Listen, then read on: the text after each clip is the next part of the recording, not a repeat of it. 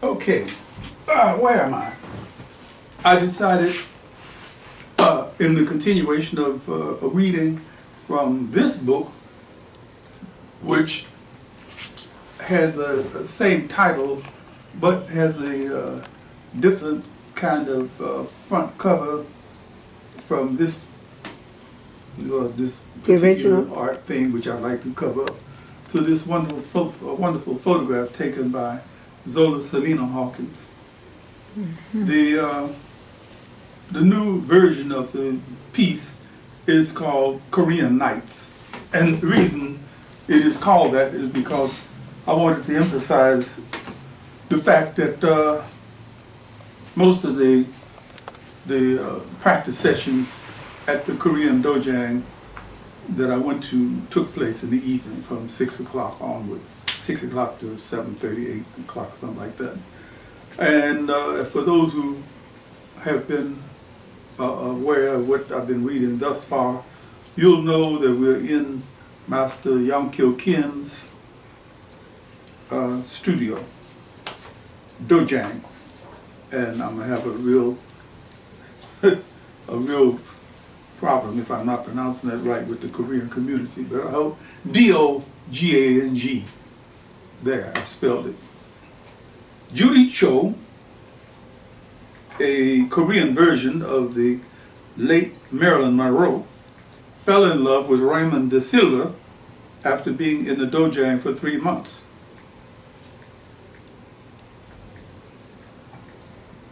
I took note of the moon eyes she shined his way. Seems that everybody took note of her mooning except Raymond De Silva. Raymond was about Taekwondo, and that was that. He was a gorgeous guy in love with Taekwondo. Some of the young nurses from Presbyterian Hospital had literally tried to corner him, begging him for a date. I heard one. Raymond, why don't you let me take you out tomorrow? Have dinner, a couple glasses of vino, have some little fun. Debbie, I think you should be working a little harder on your sidekick. Stiffen your leg more. I'm sure there's something Freudian there. Of course, that was a bit too aggressive, but if you want something really badly enough, you have to go for it. I think Raymond was beginning to pay Judy Cho a little more than Taekwondo attention when she suddenly disappeared. I waited a week before I pulled up on my 2 Korean Brazilian informants. They were still there, still full of mischief. Hey, Paulo and Hiki, I know you guys keep up with what's happening with all the pretty girls in class. What happened to Judy Cho? The chick with the big, nice calabashes? Yeah, that one. I said something funny was happening, or had happened, from the dirty, sneaky looks these 2 urchins exchanged. Paulo let the cat out of the bag. Well, first off, a blind man could see that Judy Cho had the hots for Raymond De Silva. Like you said, a blind man could see that. That's why people yanked her out of here. Wait a minute, what am I missing here? What do you mean, her people yanked her out of here? Look, man, I don't know if you're aware of it or not, but news travels pretty fast in the Korean community. I'm aware of that. Well, that's what happened. The word got around that Judy Cho was panting like a thirsty dog for Raymond. I got that, so they yanked her out of here before things went too far. Raymond isn't that kind of dude. He would never take advantage of somebody who liked him. They both looked slightly embarrassed, and Hiki put the finishing touch on the matter. Judy Cho's parents pulled her out because they didn't want her to become involved with a mixed blood. You know, Raymond's dad is Portuguese and his mom is Korean. I don't know why I was stunned by what he said, but I was. Somehow in my mind, I'd always thought of Raymond Da Silva as a treasure in the Korean community, someone that any mother and father would love to have as son-in-law. But these urchins were telling me that Raymond was unacceptable in a Korean family because he was half Portuguese, half Korean. They just seem so weird and crazy to me in view of the fact that the Koreans are quite colored. Quite colored. Oh well, Raymond had his cross to bear. I had my own little green jade to cope with. Green jade. That's what you told me her Korean name translated to. You would never be able to say my Korean name properly. Just call me Green Jade. Green Jade, 17 years old, not quite Marilyn Monroe, but pretty damn close to it. I had never taken much notice of the Korean bust and butt stuff. Like my icon, Raymond, I came to the Dojang for Taekwondo, and that was it.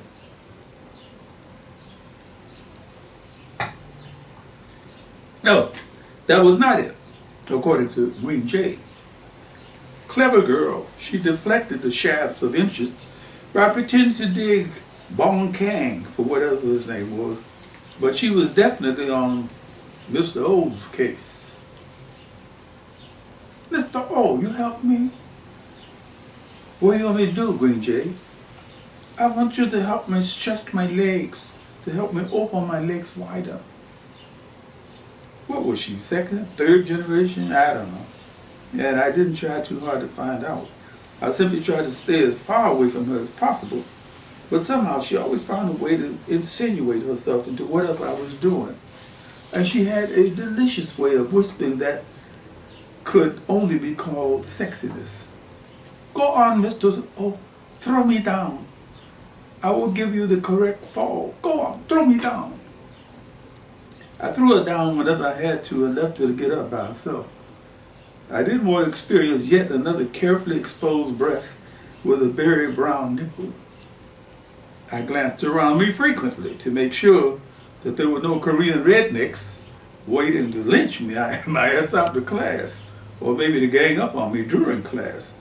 I'm sure the news had traveled. Green Jays has the hot for the old black guy. And how old was I? 34 to her 17? I couldn't even make myself visualize, fantasize what I could do with her. I reasoned out that she was a rebellious teenager who wanted to piss her parents off. What better way to do it than by giving an old black guy in the Dojang a bit of twice sampled virginity? She told me, Mr. O, I have had sex already 2 times. I know what it's all about. Glad to hear that. Now then, when you do the middle punch, I gave daily thanks to the brother Raymond de Silva for being a role model for how to deal with infatuated females. Frankly, I thought it went on a bit too long. They had yanked Judy Cho out after a month or so, after finding out about her attraction to Master to be half Portuguese, half Korean Raymond de Silva.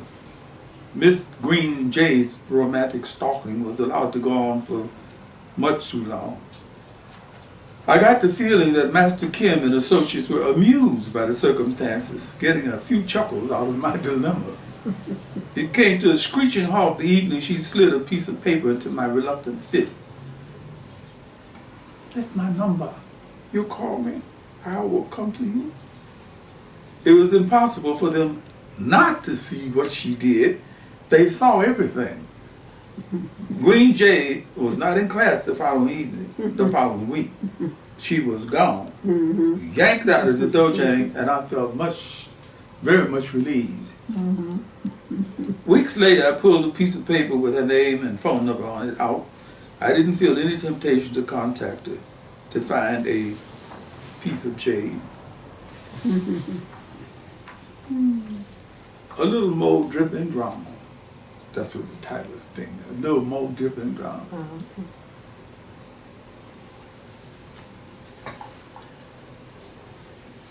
A new person came into the class, a striking blonde, blue-eyed female.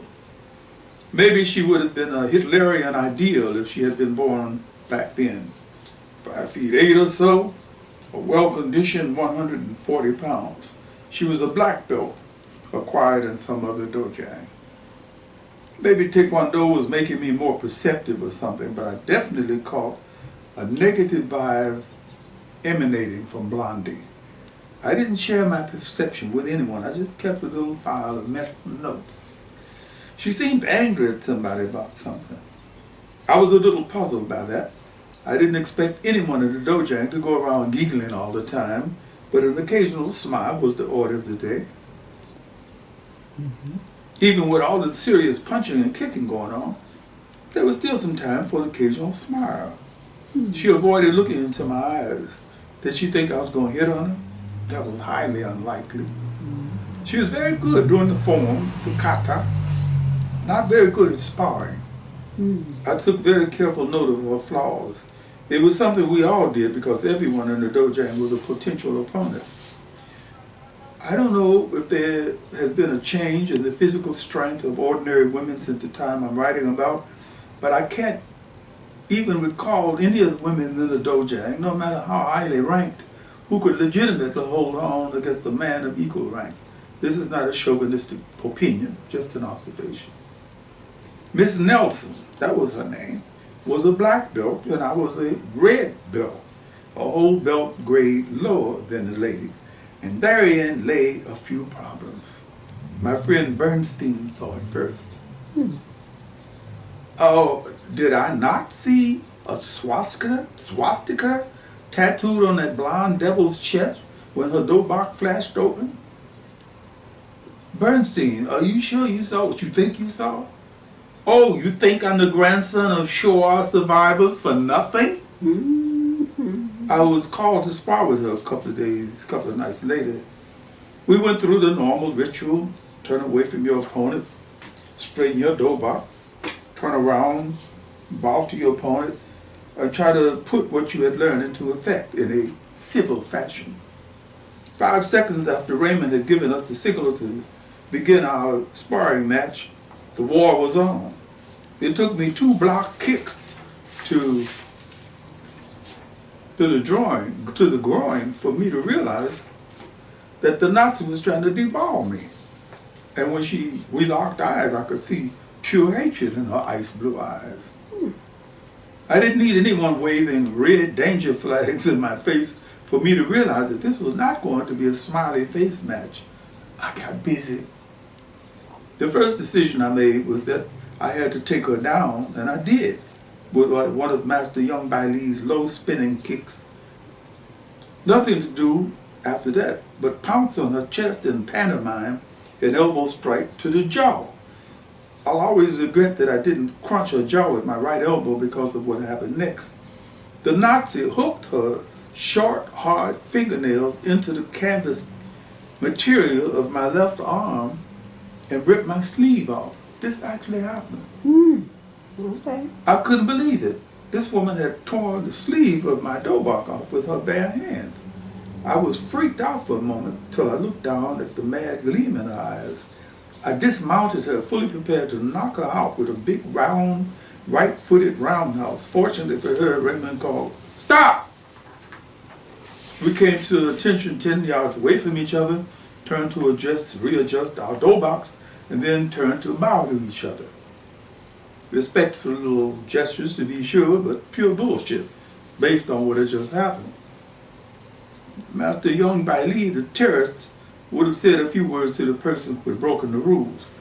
No rip off dobak sleeve. This, no.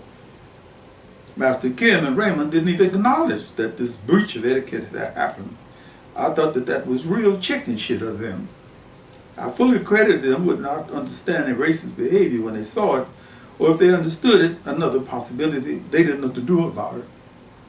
Bernstein and I went to the Sampon Thai restaurant after our class was over. I don't know where the Nazi went. You're lucky, oh. If that Nazi beast had been able to reach your face with her claws, you might have one less eye now. Yeah, I was lucky, no doubt about it. So what do we do about it? Kick her ass every chance we get. And that's exactly what we did for the month that she stayed on, excuse me. Oh, you ever had to sneeze and cough at the same time? Oh, wow. Okay. And that's exactly what we did for the month that she stayed on the scene. Bernstein didn't wait for us to have formal sparring sessions. He invited her to spar with him whenever he caught her in the Dojang, and he was as relentless on her ass, there was this upper level belt etiquette that would allow an upper belt level person, brown, red, black, to invite another upper level belt to spar. That was the etiquette. Me and Bernstein took it to another level. He would invite her to spar one day, and I would grab her the next day. I don't think it took her too long to realize what was happening. But it didn't really matter after we had gotten our licks in. Bernstein accidentally popped a roundhouse to the right side of her face that made her look like she had a bad toothache for about a week. I was plotting an attack on the other side of her face when she disappeared. That was just about the way it happened, too. She was there on Monday and gone on Tuesday. Hey, Bernstein, what happened to your sparring partner? I don't know. I was going to ask you the same thing. Wink, wink. Maybe. Maybe she went back to the fatherland. I hope so. End of chapter 3. And now we go ring-a-ding-ding to chapter 4.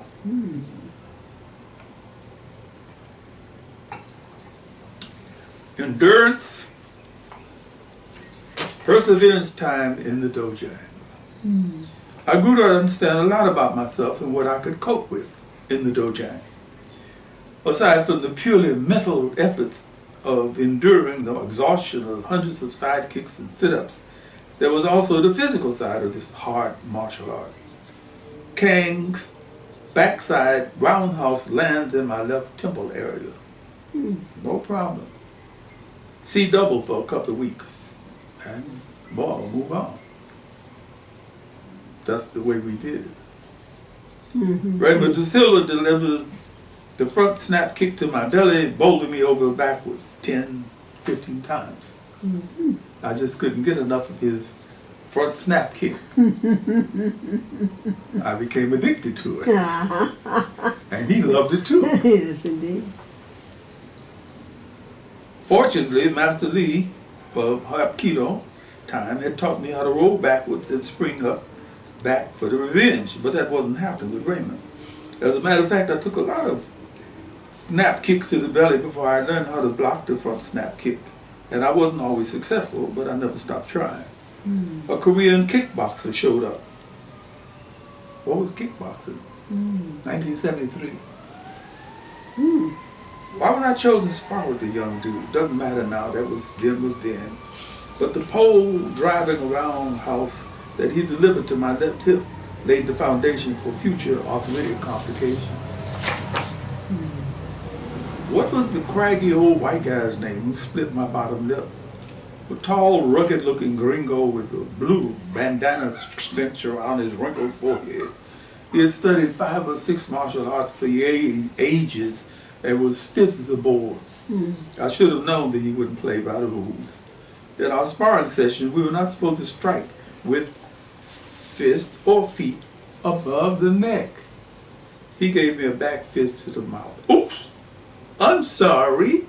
A big, fat, split lip. No one thought a lot about it.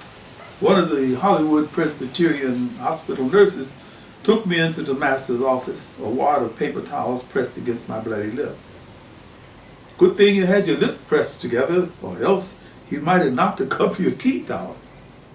I went home, heated a butter knife, soldered the split together, ouch, and returned to the Dojang the next day, secretly gunning for my lip splitter. Oh, sorry I popped you in the lip. No problem, big guy, no problem. Militia entered my scheme of things a long time before I knew anything about militia and capoeira. I wanted to make him feel at ease because I had decided to kick him in the balls as hard as I could the next time we sparred. I never got the opportunity. Raymond De Silva, no doubt, reading my intentions, the gatekeeper for the sparring sessions, never gave me a chance to deball my lip splitter. No need to list the ankle sprains, back hurts, knee twists, miscellaneous body hurts, more than enough to go around. 5 years into the art, the black belt exam was coming up. Big thing. Mm-hmm. It's almost like taking your driving exam. Okay. Master Kim was, Dojang was not a black belt assembly line situation. When you received the black belt in his establishment, you could be damn sure you had earned it. I had come at it the hard way, reinventing myself by climbing up from white belt to red belt, while I had received red before in the Hapkido system. I was ready to take the black belt exam. I think by the time we reached the black belt exam, I was semi-bored, disillusioned, mentally tired of the whole Taekwondo business. That would probably sound like blasphemy to my old Taekwondo mates, but it was the truth. The day came, the Dojang jam with fresh white doughbox, nervous stomachs, family and friends of the scene. I felt detached from the whole business. Maybe it had something to do with being the only African American in the would-be black belt class. Of course, there were other African Americans in the Dojang, maybe 3 or 4, but I was the black belt candidate on this particular day. Detached might not be the best way to describe my state of mind.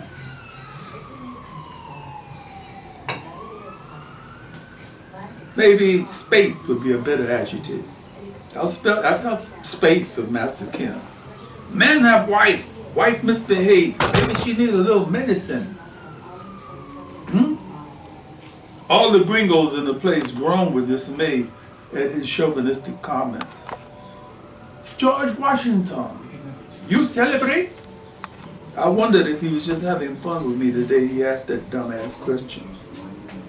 I heard my name called from out there or from way over there somewhere. It was my turn to do the kata, to perform the maze-like patterns of something that meant absolutely nothing to me. I didn't falter, hesitate, forget anything. Robotically, I performed the kata. I answered Master Kim's question. I think Master Kim just pushed the door open. You think you want to close it and keep him out while we continue doing what we're doing? I think so. I'll hesitate for a moment right here, just to make sure he's really not here. Master Kim, There you go. this is the truth as I saw it. I don't care how many times you come in the door. Where was I? I heard my name called from out there, from way over there somewhere. It was my turn to do the kata, to perform the maze-like patterns of something that meant absolutely nothing to me. I didn't falter, hesitate, forget anything. Robotically, I performed the kata. I answered Master Kim's question.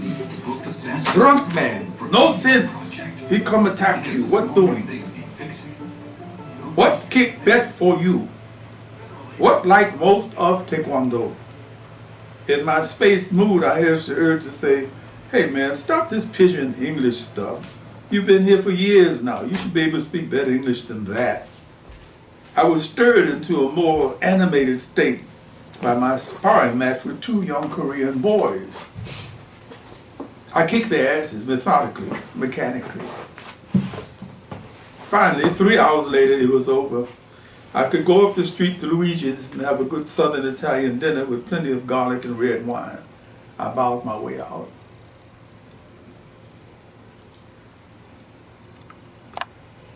Days went by. A week. The first new crop of black belt took their spaces in the first 2 rows of the lineup. I was immediately pissed. I had taken my examination ahead of them. I should be rewarded before them. In the 3rd week after the event, I was on the verge of speaking to somebody, of asking Raymond, what's the deal? Did I fail or what? On the day I had made up my mind to speak to somebody, maybe even Master Kim himself, the master's wife, never knew her name, it was master's wife, called me as I bowed my way into the Dojang for the evening workout. Here, your belt. Long time not knowing how to spell name on belt. Oh, so that was the hang-up. Oh, okay. Come in office. Sign book for Korea Taekwondo Association. This was more like it. I was being recognized as a genuine Taekwondo man. I stared at the police lineup style photo and the designation lowercase Black American next to my name. Black American, Mr. Kim? I can't sign the register. I'm not a lowercase black, period. You see, master, you sign. She reminded me in that moment of the liquor store owner who had shouted in my face, yes, I will see the master. 1 hour and 15 minutes later, I was summoned to Master's presence. Raymond came with me. Master Kim got right to the point. My wife said, you don't sign the register. Why? Master Kim, you remember that conversation we had a while back about Africans in America, about African Americans?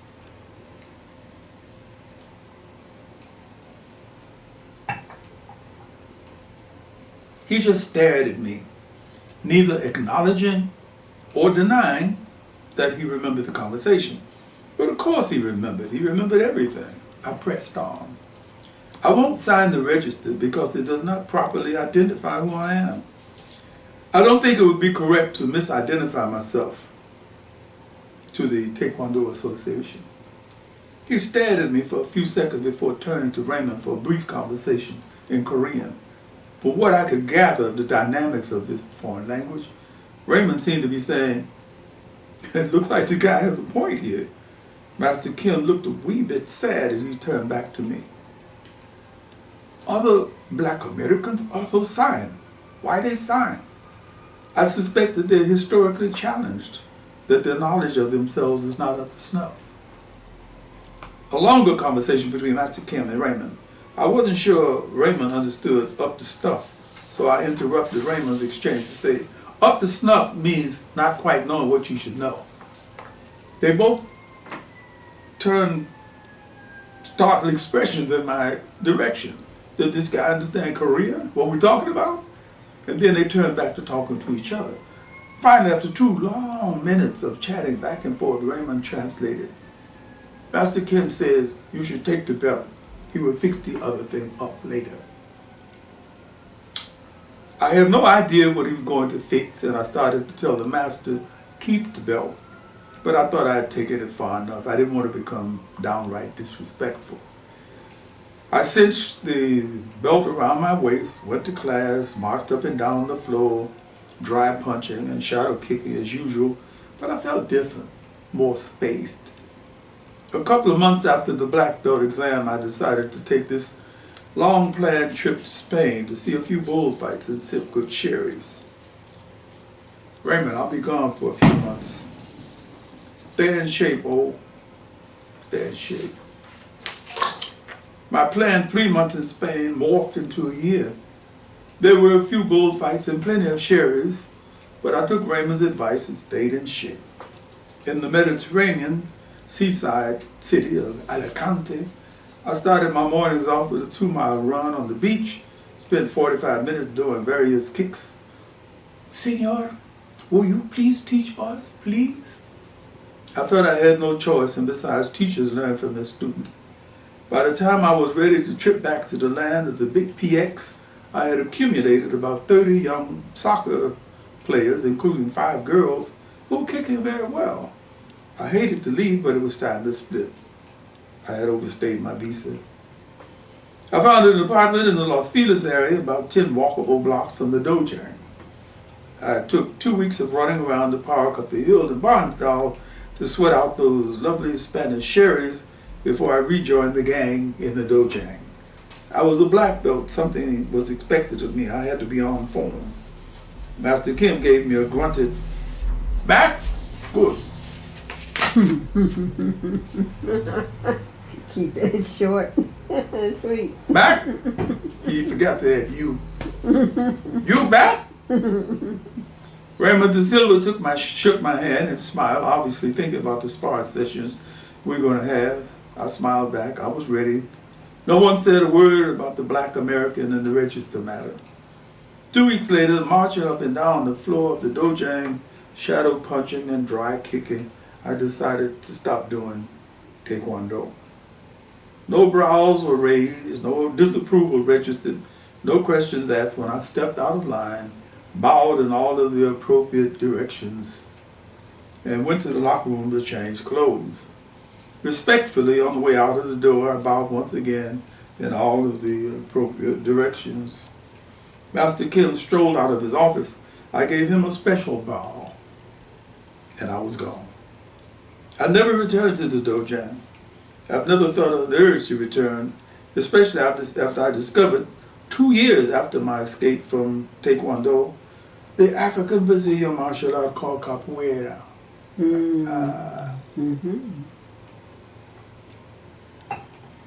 Capoeira regional and then capoeira Angola. Both stories to be told. Maybe I'll title the piece, Days in Capoeira Regional, Nights in Capoeira Angola. I think after certain 30-some years in the road, I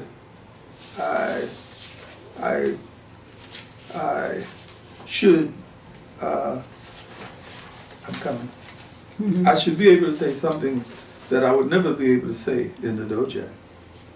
Okay, I'm on chapter 5. Okay. And I'm going to finish reading it because it finishes off that particular thing. Yeah. I call this debate. Okay. Chapter 5. Yes, please. Got it. 5. Third reading, chapter 5. So, how did I wind up in what was once called the Rat Plaza? This passageway between Broadway and Spring Street. For some weird reason, the city, or whoever it is, was responsible, decided to create a collection of thick metal poles in the center of the Rat Plaza. My nickname for the space then, no longer rat-ridden since the rats' entrances and exits were cement sealed around each former grated tree roots. The Rat Plaza that I'm speaking of is a passageway between Spring Street, where the Department of Justice is, and Broadway. You go through this plaza and you wind up at Broadway, and right across the street is the Central Market. I used to sit there waiting for my wife.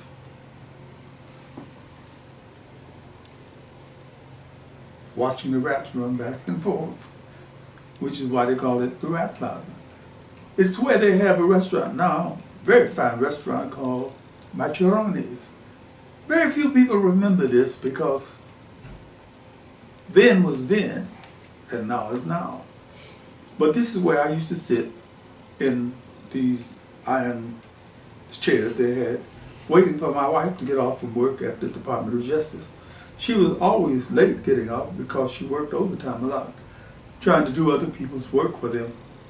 But then was then, and now is now. The thick molten, in the center of the Rat Plaza, they had some metal poles. Wonderful, I guess what do you call it, kinetic art, where the tall metal poles had water dripping down the sides. And sometimes little kids walking through the Rat Plaza used to stop and lick on the poles. Mm-hmm. If you ever go from Spring Street to Broadway through this passageway, you'll know what I mean. Because of its location, the plaza is a popular resting, sometimes trysting scene for wayward travelers, down and outers who want to pause for a bit to take a break from hectic city life. It also offers a water place for small children who trickle their innocent fingers into the water that flows down the circular sides of the metal poles. And on at least one occasion, a place for a would-be suitor to wash his skid row pinched body in preparation for a date. Yeah, a date. Mr. Jasper Cresswell. What was he? A medium-sized white guy, maybe 29, 30 or so. A face that would have been a mirror for thousands of Iraqi, Afghani vets. Thrift shop pants and shoes, just another out on his ass vet. He attracted my attention by what he did so self-consciously. I was just sitting there waiting for Zola Salena, the Department of Justice activist who was on her way down. We had spoken via cell phone. Be down in a minute. Okay, baby, I'm waiting for you in the Rap Plaza. Hip to DOJ minutes, I knew that I might be waiting for another 30, 45 minutes. DOJ minutes were long, like what CP time was. Nothing to do but casually study the usual Rat Plaza activity. Zola was on her way. That's what she said. I didn't pay too much attention to the young white dude who sat over there. I'm over here, a seasoned Rat Plaza person, fully aware of what could happen in this place. Images spilled through my mind. The messed up Mexican woman who stumbled through the plaza, detoured into the northeast, southeast corner of the plaza to take a huge shit, wiped her ass with paper napkins from the McDonald's around the corner, and waddle away. Scenes from the past. A heroin addict, a young black dude who nodded so far down from where his stuff had taken him that it looked like he was going to suck his socks. Brother had sunk so low, so low, so low. I couldn't resist feeling amazed that he could sink so low and gently, slowly raise himself back up again. Maybe there was hope for the kid. In the bad old days, before they opened up this upscale Italian restaurant on the northeast corner of the passageway, full-grown rats pranced from one grate that surrounded the middle-aged trees to another, messing with people. If you were bold enough to sit on one of the uncomfortable wire mesh benches for a few minutes, a rat or two might slither up through the tree grates and stare at you, obviously puzzled by the presence of a stranger in their neighborhood. There are human rats in the plaza too, who would steal anything they could that they thought was of some value. Anything. Many mentally ill people, sad people who couldn't stop doing what the demons in their heads told them to do. Sad, poor people trying to negotiate with the demons. Helpless, homeless folks without a friend, a wife, brother, sister, father, or mother. Lonely people, profoundly lonely. Back to Mr. Jesper Cresswell. I don't know what demon prompted me to speak to the guy. It wasn't something I had ever done before. Looks like you get ready to get out on the town, big guy. That's what I said to him.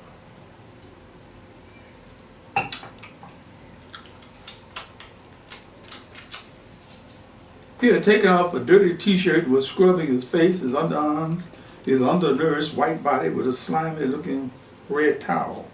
Another t-shirt, not looking too much cleaner than one he had taken off, now draped across the bench behind him. He took off his low-cut tennis sneakers, dampened his towel from the blowing metal cylinders, and began to scrub between his grubby toes. Dojang time, Dojang time. He looked up at me with a huge smile, minus and upper front, creasing his freshly scrubbed face. Yeah, I'm going out tonight. I got me a date. I was tempted to laugh, but I couldn't. The guy was so pathetically sincere, honest, clean cut. He gave the gunk between his toes a final swipe and hobbled over to me barefooted. Name's Jasper Cresswell. I really didn't want to shake his hand, but I was the one who had opened up the social gate, so I felt compelled to act civil. I'm Odell Franklin. I gave him a false name. I felt I had to. After all, street people are full of games, and he was definitely a street person. Street people can do a lot of stuff with a bona fide, legit name.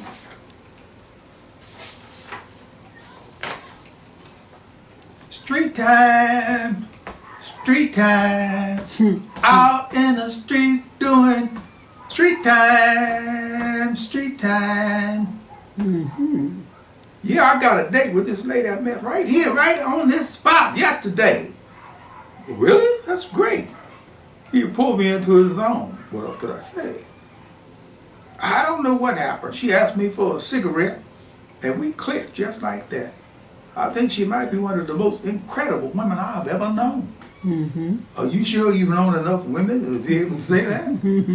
Maybe it was the grandfather in me leaking out, but what the hell? I was just curious. What makes a dude scrub between his toes in a public place? Preparing for the unknown. Odell, he spoke slowly and articulately. Odell, I've known a whole bunch of women. Before I went into the Marines to defend America's honor and dignity into the world, I was a top hedge fund manager. I made millions, maybe even billions for a number of folks. I also made a few thousand for myself and maybe laid a whole couple hundred women in my time. I am not stumbling into the completely unknown. There was something about the way he said what he said that struck a chord in me. So what happened? Let's face it, Jasper, you don't find a lot of hedge fund managers scrubbing between their toes in a rat closet preparing for a date. It's like this, Odell. I started smoking crack. And after a while, somebody told me that heroin cooled off the effects of crack. So being a good hedge fund-minded guy, I started doing both things to try to decide which thing would work best. So what happened? Jasper's stories begin to intrigue me. Hedge fund manager, crackhead, junkie? Wow. What happened? I've just spent 5 years doing drugs. I'm finished with all of that. Since when? Since yesterday. I thought I needed to clean up my act for Priscilla, that's her name, Priscilla Adams. I didn't feel I should be the one to pop anybody's bubble. The guy had been clean for a whole day. Why be cynical? Where you guys going on your day? Was I being too inquisitive? The blank look on his face told me that I wasn't being too inquisitive. Where we going? I decided to play Cupid, something else that I didn't do a lot. They're having something up at the California Plaza this evening, some kind of musical show. You mean that place up there on the hill? That's the place. Is it free? It's free. He brightened up. Good, that's where we're going. Thanks, Odell. I watched him pull his hole-ridden socks on, curling the raggedy toes under the balls of his feet, pulled his almost clean t-shirt on, and took a snaggletooth comb out to rake through his spit-plastered down blondish hair. How do I look? You look nice. He leaned back on the bench, looked a little sheepish. Odell, don't get me wrong. I ain't about begging you nothing, but I got about $3 and some change.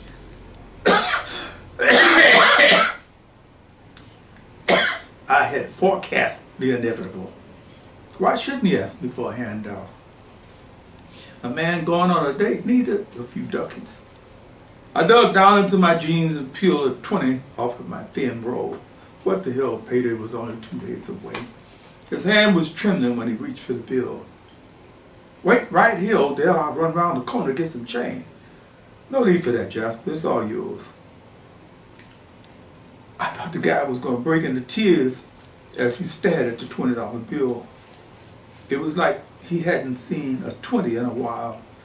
I decided to ease off the scene before I got completely weak and gave him another 20. Thanks, Odell. Thanks. I can't tell you what this means to me, how much I appreciate this. God bless you. I nodded and strolled away, feeling good about myself. I turned around after a few steps. No Jasper. He was on his way either to meet Priscilla, his sudden girlfriend, or to purchase a sum of crack, courtesy of Odell. Oh, well, you win some, you do some. 2 months later, I strolled into the plaza. I couldn't call it the Rat Plaza anymore. The upscale Italian restaurant had dealt with the rodents. Guess they thought it wouldn't be good for business that people had to dodge rats to get to their veal scallopini. I found an unoccupied bench seat and settled into place, waiting for Zola. Just shutting off the computer. See you in 10 minutes. Okay, baby. I'm sorry, I said, yes, baby, yes. 10 minutes was 15 minutes ago. Nothing to do but study the plaza pedestrians. It was quitting time for the workers in the Department of Justice, so the passageway, the plaza, was filled with people rushing to take a train somewhere. I glanced at the attractive, carrot-topped young white woman seated across the plaza, but it was the man she was with who held my interest, Jasper Cresswell. They were deeply involved in a loving conversation, spliced by frequent lip pecks and soothing rubs on each other's hands and arms. Jasper Cresswell was looking good. He was wearing a brown polo shirt, a pair of neatly pressed jeans, and a pair of fashionable sandals.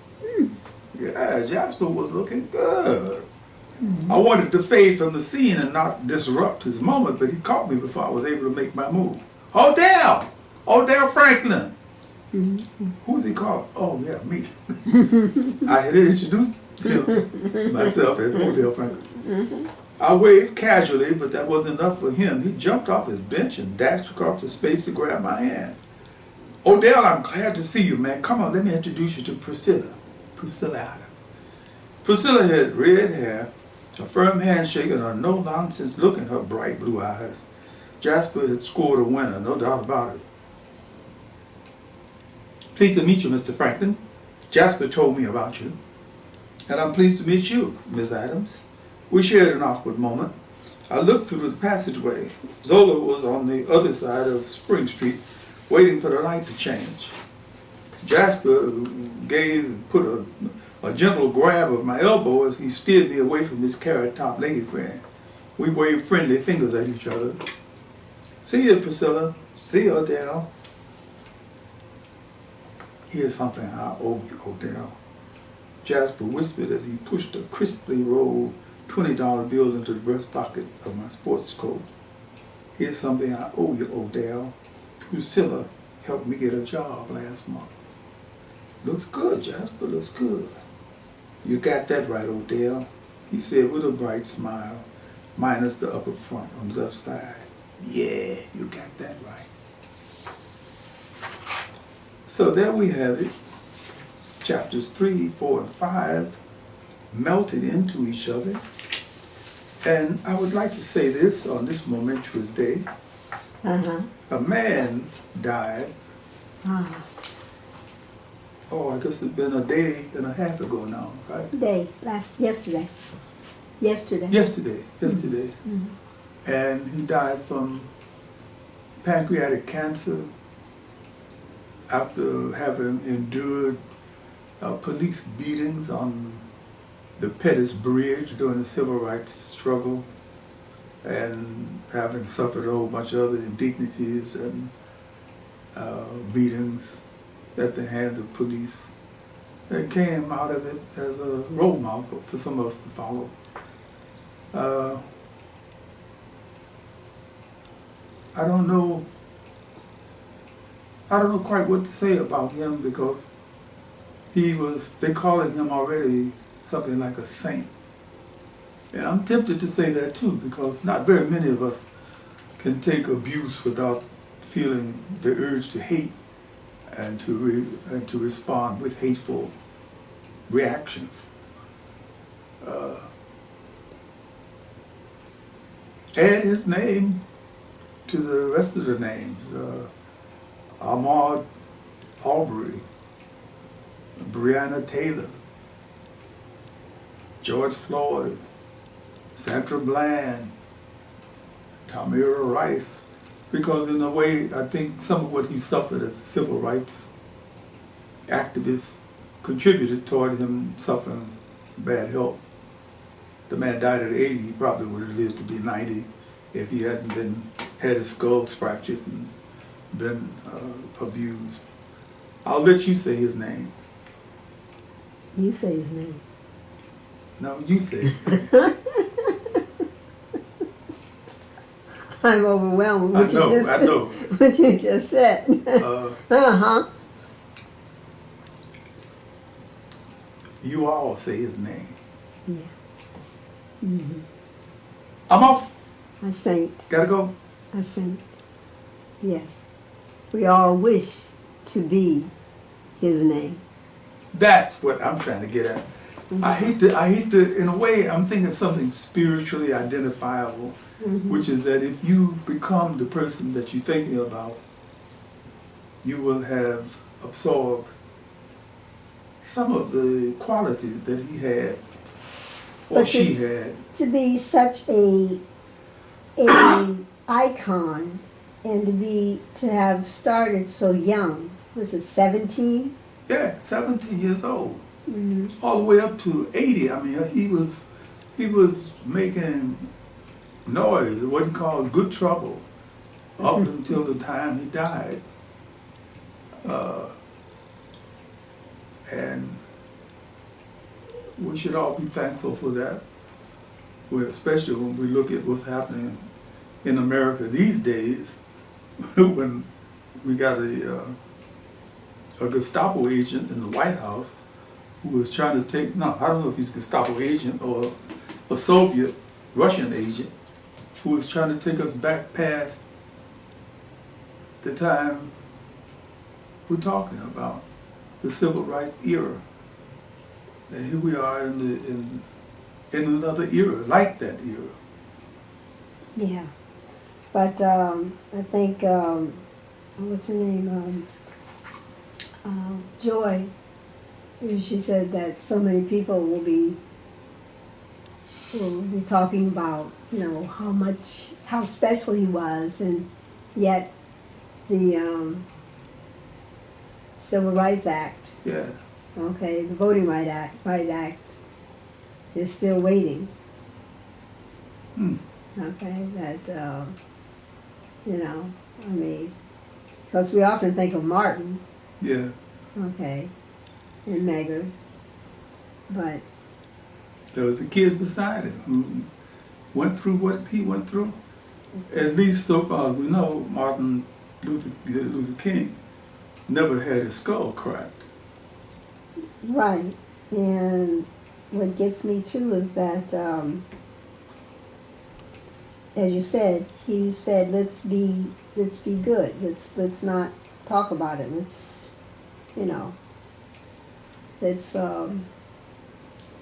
not be angry. He said, he's talking about regardless of all that that he went through, and basically, which is funny, is like, he had two first names, really. George Floyd, you talking about? No, John Lewis. John Lewis, you talking about John Lewis? Yeah. Well, some people are named Lewis, but this is usually not a first name. Okay. Anyway, he had just an ordinary person's name, but he was an extraordinary individual, and we could begin to sit here and talk about him now that we've been de-stunned from our momentary amnesia. That's basically it. It's it was hard. so stunning to think that he's gone. You can't even think that he's he's gone. dead. The name is hard to process with him being dead. John Lewis was always a name you could think of. John Lewis got his skull cracked. John Lewis didn't say this and didn't say that, but he said this. Now you can't think of anything. Always forceful. And it's funny that not many people who you don't know personally. I didn't know him personally. Make you want to feel or to tear up and say what we've lost. But yet what we've gained. And maybe what we will gain with his loss. Well, the capital is building up. I mean, if you think about just the three names that I mentioned, Aubrey, Breonna Taylor, and George Floyd, add John Lewis to that, and you got a bank full of spiritual money. You got a bank full of emotional money. Well said. Well said. Okay. Definitely. I'm gonna leave it off now because I see you crying. Don't cry. Don't cry. No. We'll get back Be to joyful. this tomorrow, same time. Same time. Thank you. Ciao. Ciao. Oh, website www.odiehawkins.com. Books can be purchased on Author House, at iUniverse, on Amazon, Barnes & Noble, or your local bookstore. Peace. Black Lives Matter. Black Lives Matter.